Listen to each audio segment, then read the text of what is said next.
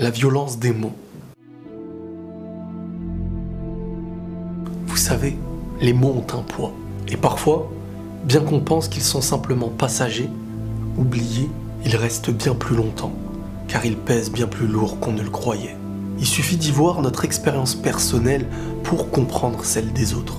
Les mots et les phrases qui n'auraient peut-être jamais dû sortir. Tout ça à cause d'un énervement, d'une dispute. Et même si on ne le pensait pas, il aura suffi de quelques minutes pour nuire à de longues années. Ils sont aujourd'hui ancrés. Même quand l'histoire est apaisée, très peu de mots s'effacent. Et plus ils sont lourds et violents, plus les cicatrices en sont dures à être cachées. Les mots ont parfois plus d'impact que les coups. Car en fonction du contexte, les cicatrices en sont plus grosses. Et parfois la douleur met beaucoup plus de temps à s'estomper. Aujourd'hui, certains estiment que c'est un mérite de lâcher tous les mots qui nous viennent en tête. Que c'est toujours à l'autre de se contrôler, de savoir les entendre, de faire des efforts. Peu importe la situation, certains appellent ça l'honnêteté, la franchise, être quelqu'un de direct. À mes yeux, c'est pas spécialement une qualité ni un mérite, bien au contraire. Ce n'est pas parce que tu penses bien. Ce n'est pas parce que tu as envie de faire du mal que tu dois y céder. Je donne plus de mérite à celui qui sait se contenir pour construire, qui prend sur lui dans la difficulté, car il sait l'impact que peut avoir les mots, que ce soit sur lui ou sur les autres. Mais il y a celui qui pense à être apaisé sans se soucier des autres, sans jamais se contrôler. Et pour lui, tout doit sortir. On oublie que notre plus grand effort n'est pas seulement de dire, mais de dire correctement. Ce n'est pas seulement de dénoncer, mais d'apporter ce qui fait grandir. Si ce qu'on a à dire n'est pas meilleur que le silence, il faut se taire. Et comme dit la phrase, nous sommes les maîtres des paroles que nous n'avons pas prononcées, mais esclaves de celles qu'on a laissées s'échapper. Pourquoi ça ? Car il suffit de quelques secondes pour nuire à des années. Une mauvaise phrase peut stopper beaucoup de choses.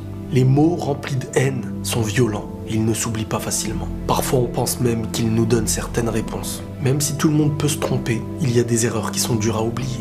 Et plus le poids est lourd, plus il nous rappelle. On peut nous répéter qu'il faut oublier les blessures, il serait peut-être mieux d'éviter de les créer facilement. La colère. C'est à ce moment-là qu'on fait le plus de dégâts, qu'on plante les graines les plus dangereuses, qu'on voit germer sur le long terme, qu'on détruit des relations. Et même celles qui pouvaient durer. Car l'énervement est souvent temporaire. Sur le coup, il nous fait oublier ce qu'on aime, en pensant que demain aussi on aura oublié, qu'on sera dans le même état.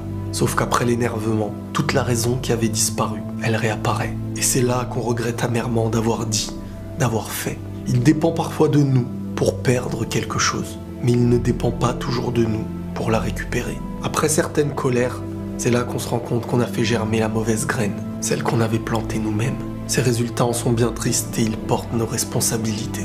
Vous savez, pour réussir à entretenir quelque chose, la première règle, c'est de réussir à contrôler nos bouches. C'est un grand pas vers la réussite. L'honnêteté, elle ne doit servir que à celui à qui on la donne. Car si elle sert à nourrir notre ego, on aura perdu, dans les deux cas. À quoi bon vouloir dire des choses qui ne serviront à rien, à part à la destruction ? Parfois on fait semblant de les avoir oubliés, alors qu'ils sont toujours dans nos cœurs. Ils sont présents pendant des années. Le poids des mots est un fardeau. Le silence vaut mieux que ce qui en est pire, c'est-à-dire mieux que beaucoup de choses. C'est un travail de tous les jours, car dans la colère, nul ne peut assurer que ce qu'il dira ne va pas nuire. Si on était réellement conscient de l'impact de nos bouches, de nos paroles, on resterait la bouche fermée un peu plus longtemps. Prenez tous soin de vous, et la paix sur vous.